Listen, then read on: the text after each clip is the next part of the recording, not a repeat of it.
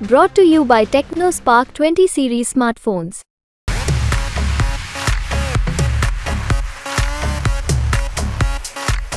कन्नौज का टिकट है, अखिलेश जी को कर सकते हैं। कोई कंफ्यूजन नहीं। कल 12 बजे कन्नौज में अखिलेश यादव नामांकन करेंगे। No confusion. तो इसका मतलब अब ये हो गया कि उनका टिकट नहीं होगा, तेज प्रताप यादव नहीं लड़ेंगे। अखिलेश यादव नामांकन करेंगे। आजीवन कारावास और मृत्यु दंड की सजा भी हो सकती है। जब इस तरह का आतंक पैदा कर दे कोई गवर्नमेंट लोगों के मन में, तो जब लोगों को मौका मिलता है तो उस आतंक को ख़त्म करने के लिए ही बटन दबाया जाता है। जहां हमारे उम्मीदवार जीत सकते हैं उन सबको उतारा है। हमने तो पीडीए के लोगों को उतारा है। तो इस बार क्या आपको लग रहा है कि नए तरीके का ये आप लोगों का समीकरण है, एमवाई समीकरण इस बार नहीं है, नहीं चलेगा? नहीं, एमवाई तो चल ही रहा है, लेकिन उसमें और बैकवर्ड, अदर बैकवर्ड जो है वो बड़ी संख्या में। फिरोजाबाद का चुनाव भी जोर पकड़ रहा है। इस वक्त हमारे साथ रामगोपाल यादव हैं जो लगातार इस क्षेत्र में लगे हैं।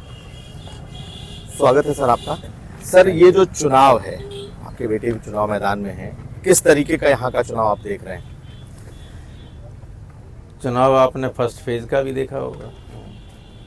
वो तो जनता ने मन बना लिया है बीजेपी की तानाशाही सरकार को हटाने के लिए। जिस तरह से ये गवर्नमेंट लोगों को अपनी बात कहने तक की इजाज़त नहीं दे रही है, जो संविधान ने हमें मौलिक अधिकार दिया था, freedom of expression, fundamental rights के अंतर्गत है। अगर कोई व्यक्ति समझता है कि गवर्नमेंट की ये पॉलिसी गलत है और वो उसकी आलोचना करता है, उसके खिलाफ भी एफआईआर हो जाती है। अब तो सीआरपीसी आईपीसी में ऐसा संशोधन करवा दिया है माननीय गृह मंत्री जी ने कि अगर कोई दरोगा ये समझे कि मैं जो यहाँ कह रहा हूँ वो राष्ट्रीय हित के खिलाफ है, वो समझे, उसका सेटिस्फेक्शन पर्याप्त है, तो हमें देशद्रोह के मुकदमा कायम किया जा सकता है, जिसमें आजीवन कारावास और मृत्यु दंड की सजा भी हो सकती है।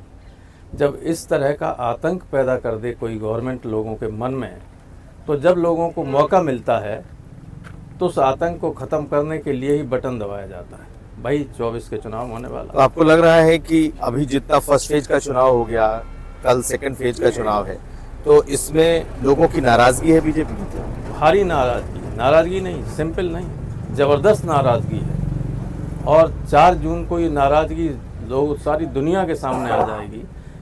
जिस तरह की बातें माननीय प्रधानमंत्री जी करने लगे हैं, वो किसी दुनिया के सबसे बड़े लोकतंत्र के हेड को इस तरह की बातें शोभा नहीं देती हैं। वो उनकी बौखलाहट का प्रतीक है। फर्स्ट राउंड में ही, फर्स्ट फेज में ही सारे देश में जो चुनाव हुआ है, इनकी 30 से 40 सीटें कम हो रही। इसका कोई भरपाई हर फेज में होंगी कम, हर फेज में। दे कैन नॉट क्रॉस 200, 200 पार नहीं जा 200 पार नहीं करेंगे, नहीं कोई सवाल। लेकिन सर, जो मैनिफेस्टो का सवाल लेकर के प्रधानमंत्री कह रहे हैं कि वेल्थ डिस्ट्रीब्यूशन करेगी, कोई मैनिफेस्टो। अच्छा, उनके झांसे में 15 लाख के झांसे में एक बार तो जनता आ चुकी है, बार बार नहीं आएगी। अच्छा सर, एक आध सवाल और है। हाँ। ये बताइए कि इस बार आप पर आरोप पर है, समाजवादी पार्टी पर आरोप है कि उन्होंने जो टिकट दिया है सिर्फ अपने परिवार को दिया है। पांच अगर आपने यादव उतारे तो सिर्फ अपने परिवार को उतारे। जहां हमारे उम्मीदवार जीत सकते हैं उन सबको उतारा है। हमने तो पीडीए के लोगों को उतारा है। तो इस बार क्या आपको लग रहा है कि नए तरीके का ये आप लोगों का समीकरण है, एमवाई समीकरण इस बार नहीं है, नहीं चलेगा? नहीं, एमवाई तो चल ही रहा है, लेकिन उसमें और बैकवर्ड, अदर बैकवर्ड जो है वो बड़ी संख्या में। जैसे जितने हमने यादवों को टिकट दिया है, उससे ज्यादा कुशवाहाओं को दिया है, उर्मियों को दिया है, और बैकवर्ड्स को दिया है।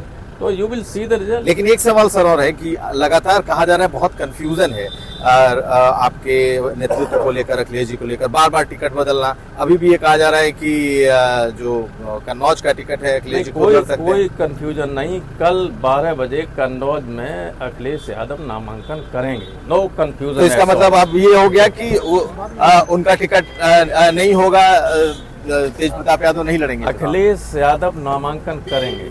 बहुत शुक्रिया। हमारे साथ थे रामगोपाल यादव सर।